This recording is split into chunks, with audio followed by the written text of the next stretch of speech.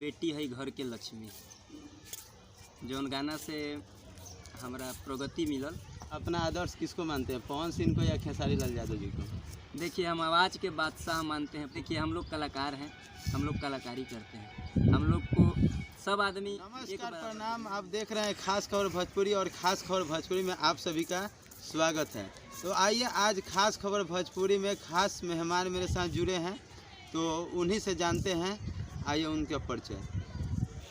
जी, जितना भी खास खबर भोजपुरी के देखे वाला श्रोता बंधु बानी, सब कोई के हम नमस्कार प्रणाम करतनी।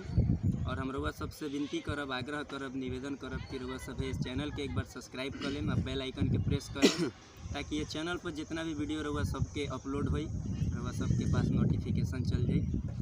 हमार नाम बाटे धीरज धमाका।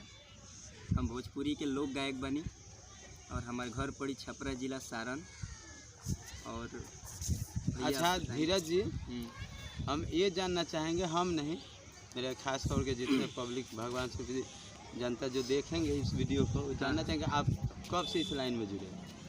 देखिए सर, इस लाइन में तो मैं करीब 2007 से जुड़ा हुआ हूँ, लेकिन एल्बम मैं 2011 से स्टार्ट किया गाना। और वैसे स्टेज शो मैं 2007 से कर रहा हूँ। और बहुत सारे गाने मेरे मार्केट में आए हैं, बहुत लोग प्यार दुलार दिए हैं, और उनके प्यार दुलार के बदौलत हम आज भी अपना काम कर रहे हैं।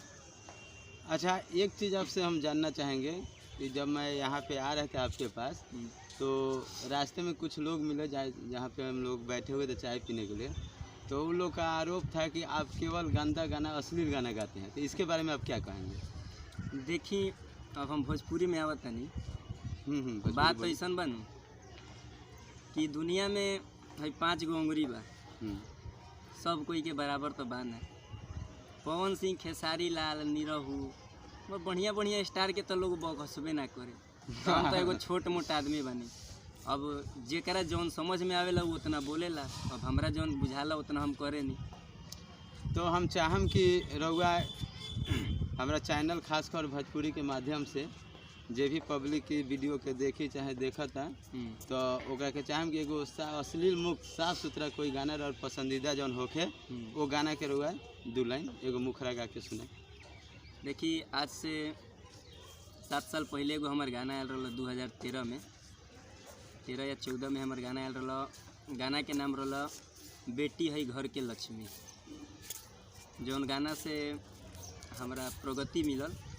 और वही गाना से थोड़ा सा लोग हमरा के पहचानलक। बहुत अच्छा गाना रहे ऐसे कि पूर्णिमा के चांद हई समझी जनिया मावस, पूर्णिमा के चांद हई समझी जनिया मावस, बेटी होली घर के लक्ष्मी, सबका घरे नया बस, सबका घरे नया बस। ये गाना रहा। ये गाना के बहुत लोग प्यार दुलार दिलक भैया। अच्छा, एक गाना और यूट्यूब पर सुन ले रही हम। कौन गाना?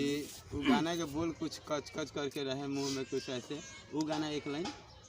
अच्छा देखिए, वो गाना कोनो मतलब खराब नहीं है। अपने बिहार में ऑर्केस्ट्रा हर जगह चलेला, ये जी प्रचलित बाटे। तो बात ऐसा बाटे कि अगर एगो हम राम भजन गईले रहनी हो 2016 में, आज 2022 बा। 2016 से 2022 तक ओकरा के ढेर लोग देखले बा। आज हम अपन खोल के देखनी है चैनल, 1386 लोग देखले बा। साल जोड़ ली रहुआ। माने कहीं ना कहीं रहुआ कहे के चाहता नहीं कि अच्छा गाना के व्यूज ना आवेला। हाँ, देखी बात तो ऐसा बाटे, मान के चली कि राउर दुकान बा जी, हम रउआ लगे आएम सामान किने जी, तो हम रउआ से कहम कि भैया हमरा के 5 रुपया वाला कोलगेट दी जी, तो रउआ 10 रुपया वाला तो ना दें। सही बात है। तो लास्ट में जाते जाते हम ही कहम कि रउआ का कहे चाहनी अपना पब्लिक से?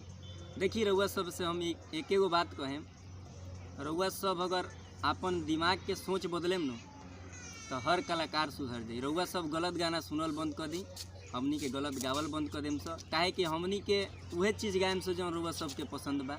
तो ऐसे रउआ सबसे हमरा इतने नहीं हो रहा बटे कि रउआ सब अच्छा सुने के प्रयास करी। अगर रउआ अच्छा सुने तो हमनियों के अच्छा गावे के प्रयास करें सो। अच्छा, हम एक सवाल और लास्ट में कि सुपरस्टार पवन सिंह जी और खेसारी लाल जी आज जो चल रहा है विवाद, उस पर क्या कहेंगे? देखिए भैया, विवाद के कौना बात से करेला उसे हमनी के फर्क ना पड़े, लेकिन एगो बात बा, वो लोग स्टार हलो, अगर वो लोग कोनो बात से विवाद भी करत तटे तो उनका लोग पर केहू कुछ कर ना सकेला। बस 10 दिन खातिर हवा चली, हवा जैसे पूर्वा पछिया बिहार बहेला वही बही 10 दिन, ओकरा बाद फिर हवा गिर जाई, सब कोई भुला जाई। अच्छा, आप अपना आदर्श किसको मानते हैं, पवन सिंह को या खेसारी लाल यादव जी को?